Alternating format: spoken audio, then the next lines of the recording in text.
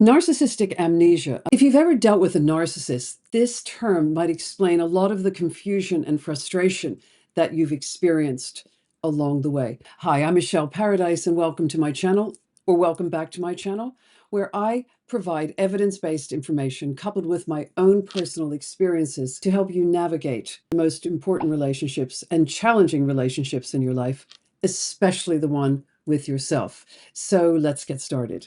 Narcissistic amnesia is a term used to describe the phenomenon where narcissists seem to conveniently forget their past actions, especially those that were hurtful or damaging to the target, the victim.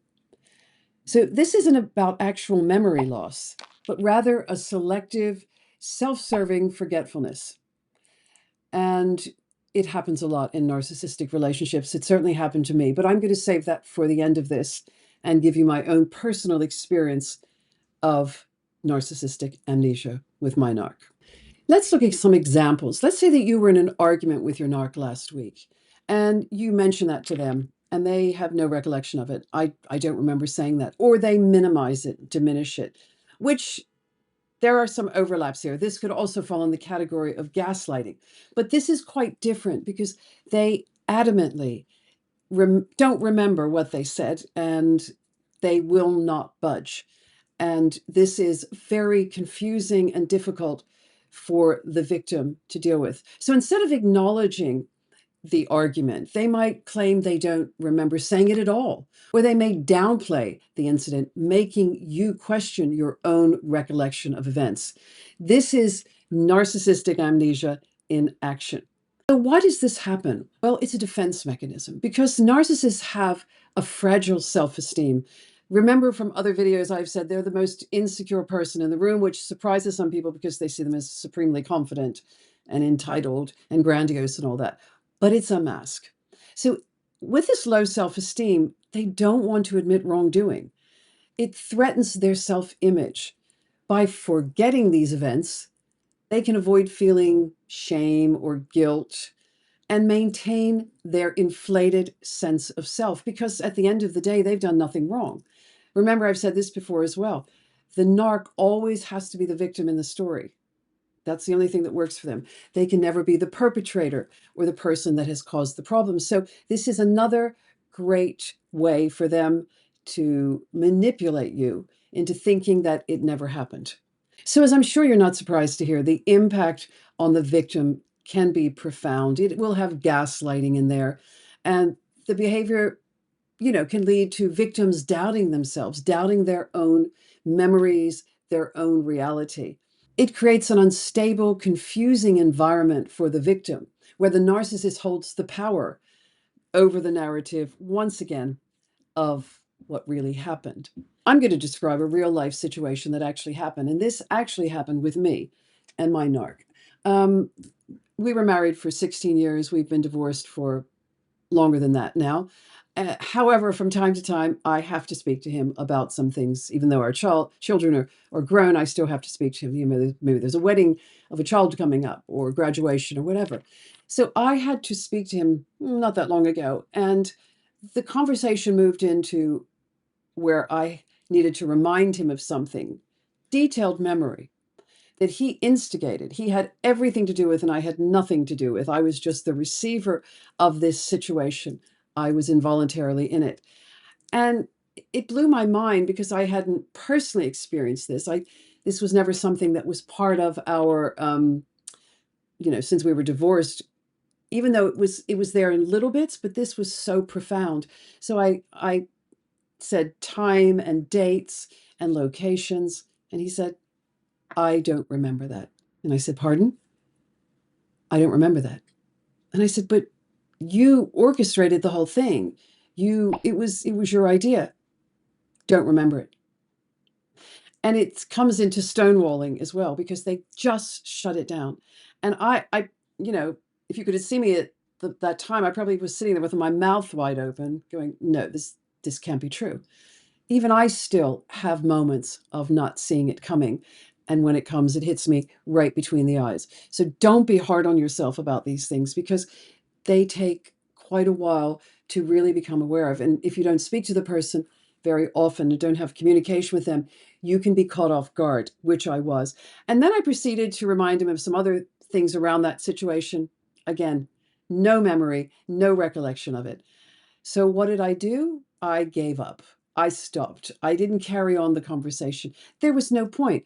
But it was different than times before when I was actually married to him, because times before I would have, questioned myself. Did it really happen? Maybe I've misremembered it, and so on and so on. And within that, I would have made excuses for him, I'm sure. I would have made excuses for the situation.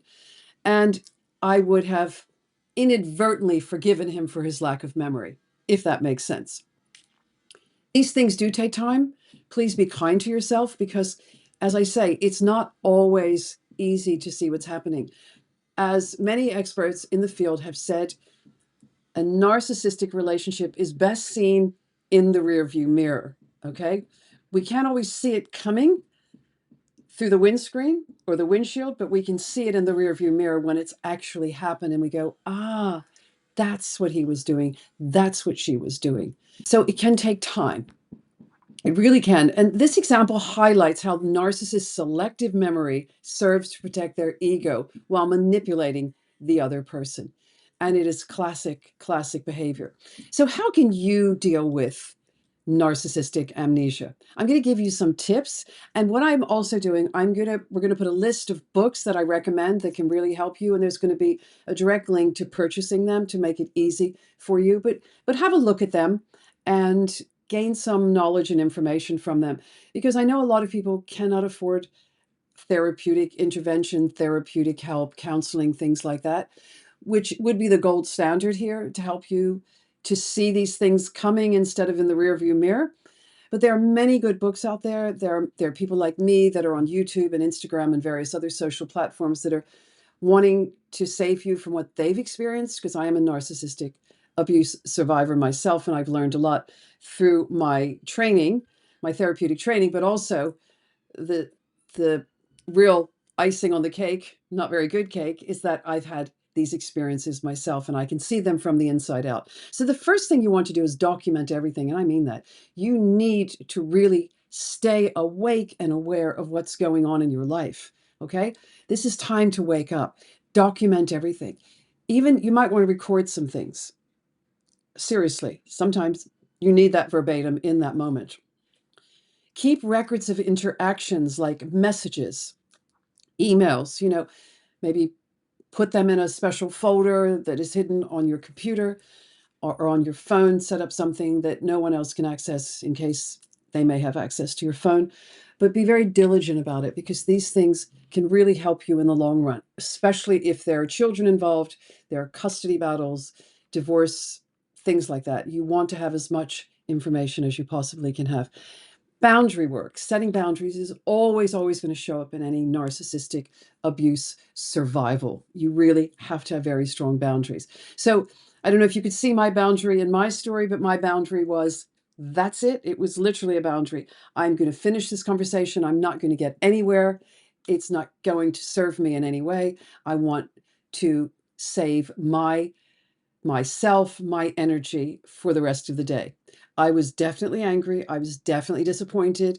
I was definitely hurt, but I'm able now, because of the resilience I have through being on my own healing journey, I can recover much more quickly from this. And I said, seek support. If you can't get support from a professional, get support from family and friends, because most of us in narcissistic relationships have been isolated from our family and friends, and it's really important that you reconnect with them. Stay grounded, do things for yourself. Trust your memory, trust your gut, trust your perceptions of any of the situations that have happened with your narc. Understanding narcissistic amnesia is crucial for protecting yourself and navigating relationships.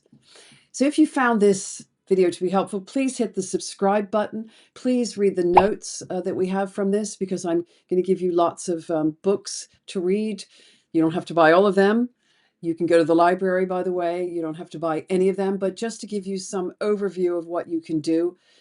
Please like and share and comment on this video. I love hearing your comments, reading your comments. It helps other people, and I will do my best to respond to all of them.